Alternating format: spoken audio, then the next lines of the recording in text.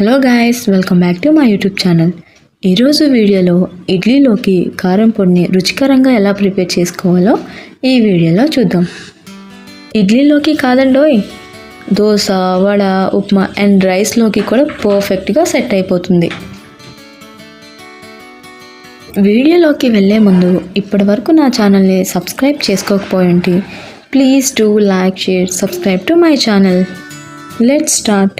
ముందుగా దానికోసం స్టవ్ మీద ప్యాన్ పెట్టుకొని అందులో 1/2 టేబుల్ స్పూన్ ఆయిల్ని యాడ్ చేసుకోండి. ఆయిల్ హీట్ అయిన తర్వాత అందులోకి మీ కారానికి తగినట్టు 10 to 15 ఎండుమిర్చిని యాడ్ చేసుకోండి. నేనైతే 5 to 6 వరకు తీసుకున్నాను. కొన్ని ఎండుమిర్చి అనేవి ఎక్కువ కారంగా ఉంటాయి, ఇంకొన్ని తక్కువ కారంగా ఉంటాయి. దాన్ని బట్టి మీ కారానికి తగినట్టు ఎండుమిర్చిని యాడ్ చేసుకొని 2 to 3 minutes లో ఫ్లేమ్లో దోరగా ఫ్రై చేసుకోవాలి. ఇవి లైట్గా కలర్ చేంజ్ అయిన తర్వాత వీటిని తీసుకొని ఒక మిక్సీ జార్లోకి ట్రాన్స్ఫర్ చేసుకోండి. ఇప్పుడు అదే ప్యాన్లో 1 టేబుల్ స్పూన్ పచ్చి శనగపప్పు, అలాగే 1 టేబుల్ స్పూన్ మినగపప్పుని యాడ్ చేసుకోండి. వీటన్నిటిని కూడా 2 minutes లైట్గా కలర్ చేంజ్ అయ్యేంత వరకు దోరగా ఫ్రై చేసుకోండి.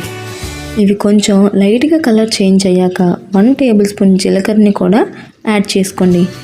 వీటిని కూడా మరో 2 minutes ఫ్రై చేసుకోండి. ఈ ప్రాసెస్ అంతా లో ఫ్లేమ్లోనే జరగాలి. తర్వాత గుప్పెడంత కరివేపాకుని యాడ్ చేసుకోండి. కరివేపాకు క్రిస్పీగా అయినంత వరకు ఫ్రై చేసుకోండి. కరివేపాకు ఫ్రై అయ్యాక 1 టేబుల్ స్పూన్ ధనియాలని యాడ్ చేసుకోండి. ధనియాలు బాగా ఫ్రై అయ్యాక ఆ తర్వాత 1/2 టీ స్పూన్ పసుపుని యాడ్ చేసుకొని 1 minute మిక్స్ చేయండి.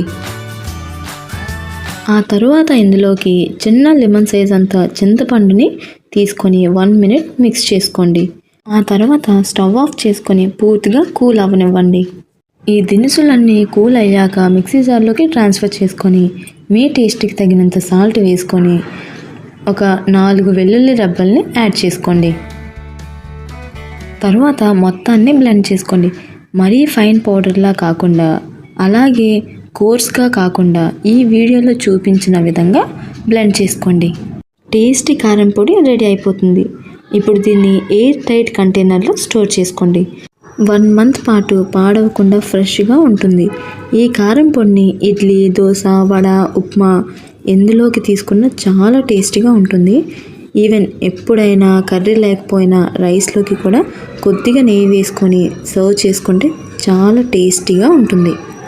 మీరు కూడా ట్రై చేసి మీకు ఎలా అనిపించిందో కామెంట్స్లో చెప్పండి and me friends and family మెంబర్స్కి షేర్ చేయండి. Thanks for watching. సబ్స్క్రైబ్.